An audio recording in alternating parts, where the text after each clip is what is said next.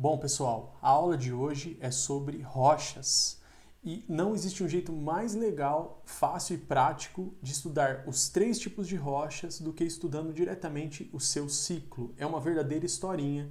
Eu quero que você acompanhe olhando a lousa e você pode fazer este mesmo esquema sem o desenho das rochas. Você pode escrever apenas a palavra no meio, que vai ficar mais prático para você fazer e estudar. Já aviso desde o começo que não adianta ficar assistindo a aula só. Você tem que tentar refazer esse esquema no seu caderno, na sua folha de sulfite, sozinho. E se você conseguir, é sinal de que você aprendeu para valer sobre este assunto. O ciclo da rocha começa no magma, é a origem de tudo. Então, no centro deste esquema, temos o magma. O magma, para se transformar em uma rocha chamada rocha ígnea, tá? Tem um acentinho aqui que está atrás da rocha, não está aparecendo, tá? Ígnea ou magmática, tem que acontecer um processo. Então você vai pensar em que tipo de coisa que tem que acontecer com o magma, que é muito quente e mole, para se transformar numa rocha fria e dura. É isso mesmo. Então tem que acontecer um processo, olha lá, nossa primeira setinha está aqui, um processo de resfriamento e solidificação do magma para formar uma rocha ígnea. Então você já sabe o que é uma rocha ígnea ou magmática. Deixa eu pensar. É uma rocha formada pelo resfriamento e solidificação do magma. Existem dois tipos de rochas ígneas, as rochas extrusivas e as rochas intrusivas.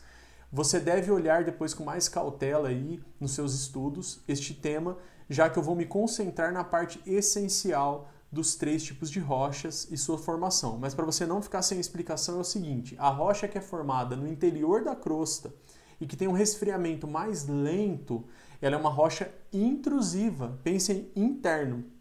A rocha que é formada na parte superficial, por exemplo, quando um vulcão entra em erupção e a lava espalha na boca de um vulcão, ou quando tem uma fratura ou ruptura na crosta terrestre e o magma escapa por ali e espalha, como aconteceu, por exemplo, na região do interior de São Paulo, também no Paraná, quando teve a separação dos continentes, a lava ela escorreu sobre a superfície e endureceu. Essa rocha que é formada na superfície, no externo, é chamado de extrusiva. Intrusiva, extrusiva. A diferença visual dessas rochas é a seguinte. Aqui você está observando uma rocha ígnea intrusiva. Essa rocha que está desenhada aí na lousa, que tem a fotinho dela. É um granito. Você observe um granito, você vai ver que dentro dele dá para enxergar três minerais diferentes. Eles são grandes, eles são evidentes, que é o quartzo, a mica e o feldspato. O basalto, que é a pedrinha de construção, aquela pedra de estacionamento, quando você observa ela, você não consegue enxergar os minerais ali dentro, porque o basalto teve um resfriamento mais rápido, ele é uma rocha extrusiva.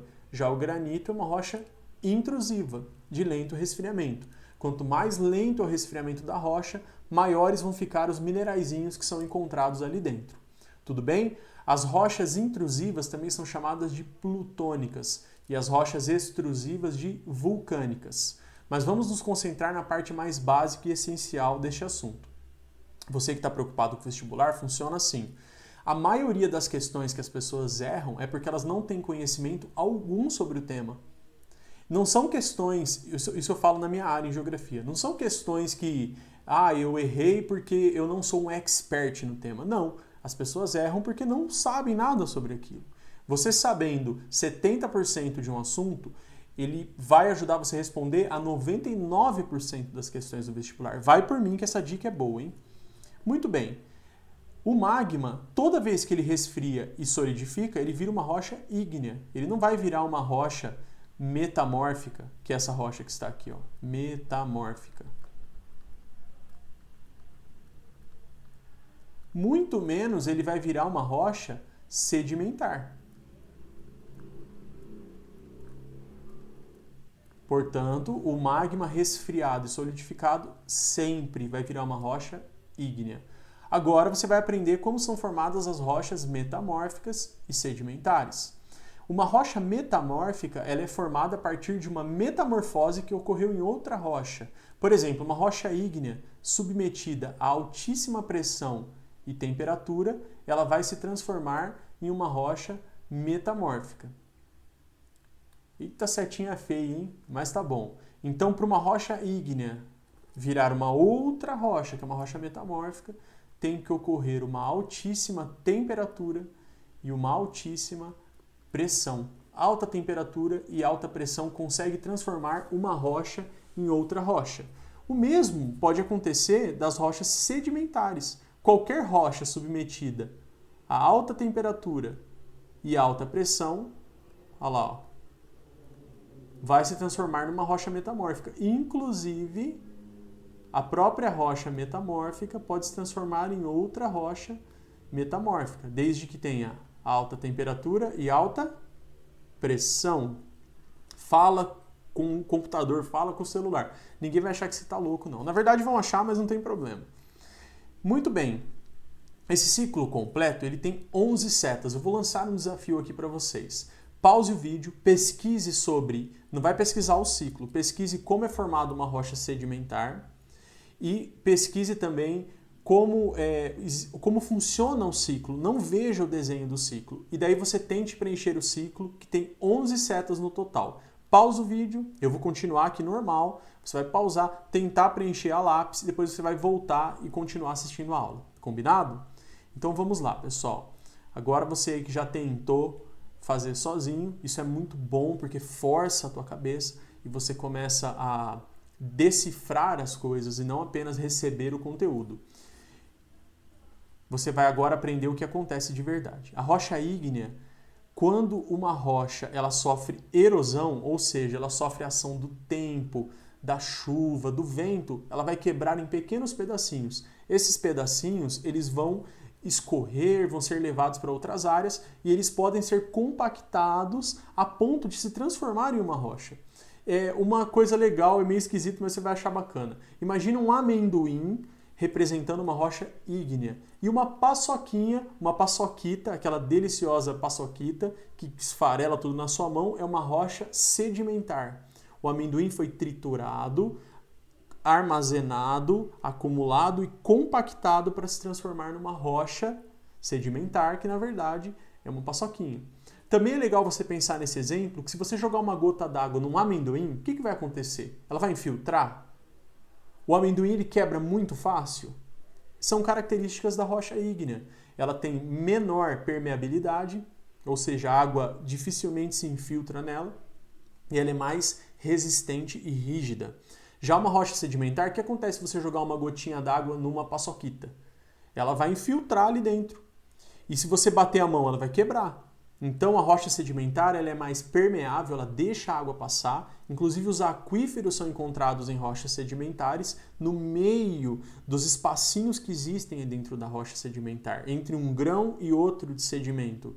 E ela é mais friável, ela é mais frágil. Se você dar uma martelada numa rocha sedimentar, é mais fácil ela quebrar. Muitas rochas sedimentares, elas quebram mostrando as camadas que elas têm também. Bateu o olho, viu uma rocha com camadas e tem um aspecto poroso, provavelmente é uma rocha sedimentar. A rocha ígnea vai sofrer um processo, então, vamos lá. Deixa eu desenhar essa setinha aqui. A rocha ígnea vai sofrer um processo de intemperismo, que é a ação do vento, da chuva. Esse intemperismo ele pode ser químico ou físico. Químico é quando chove muito na região e a água dissolve os minerais presentes nas rochas. Físico é quando é uma região muito seca ou com grande variação de temperatura ao longo do ano ou do dia. E as rochas elas quebram. E é muito comum o intemperismo físico, por exemplo, nas regiões secas, desérticas, onde as rochas elas são todas quebradas, são tão chão rochoso e as rochas têm pontas, elas são quebradas, ela não fica arredondada como é comum em regiões de muita chuva. Intemperismo, que vai gerar erosão. Erosão é o desgaste da rocha. A erosão vai gerar pequenos pedacinhos de rocha. Se você está acompanhando bem, você já vai se lembrar o nome, com S. Sedimentos. Esses sedimentos serão acumulados, geralmente nas regiões mais baixas, nas bacias sedimentares, serão acumulados e, finalmente, com o tempo, o peso de um sedimento sobre o outro, as camadas, elas vão ser compactadas ou cimentadas para se transformar numa rocha sedimentar. Fica a dica, ó, casei ao contrário. Então, se você não está afim de casar agora, você lembra que é casei, só que é ao contrário. Então, começa por aqui o processo e vai até aqui.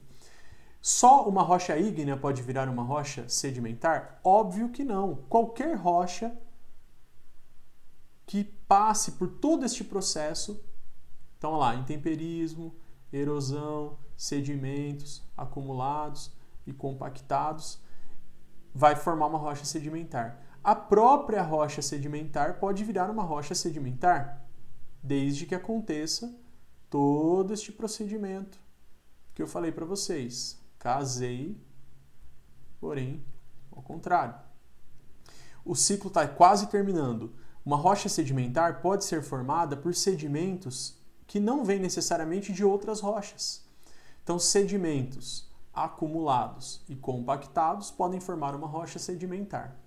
E também, para terminar o ciclo, se você contar aí, faltam 3 setinhas. Essas 3 setas são essas que eu vou desenhar agora. Qualquer rocha submetida a altíssimas temperaturas, a ponto de derreter, ela não vai se transformar em outra rocha, como acontece com a metamórfica. Aqui a temperatura é alta, a rocha começa a fundir, mas aí tem pressão e ela esfria, ela vira uma rocha metamórfica. Aqui no caso, altíssimas temperaturas vão fazer a rocha fundir. Então todas as rochas que são fundidas, a fusão das rochas vai levar tudo à origem, ao magma. Todas as rochas fundidas vão virar magma. Lembrando que se você achou que o desenho está pequeno, tente assistir essa aula sempre num computador ou numa televisão, ou se o seu celular você está assistindo na posição vertical, vire ele na posição horizontal, que vai ficar de um tamanho adequado aí para que você possa enxergar os nomes. E também que eu gosto de colocar apenas as iniciais, para você copiar também as iniciais e forçar a tua cabeça depois a lembrar os nomes corretamente. Agora você aprendeu os 3 tipos de rochas e se você usar o ciclo e souber desenhá-lo sozinho, você consegue explicar, por exemplo, o que é uma rocha metamórfica. A rocha metamórfica é uma rocha formada a partir de outras rochas submetidas a altas temperaturas e altas pressões. O que é uma rocha sedimentar? É uma rocha formada por sedimentos acumulados e compactados. Esses sedimentos tiveram origem em outras rochas que sofreram o processo de intemperismo e erosão. Entendeu?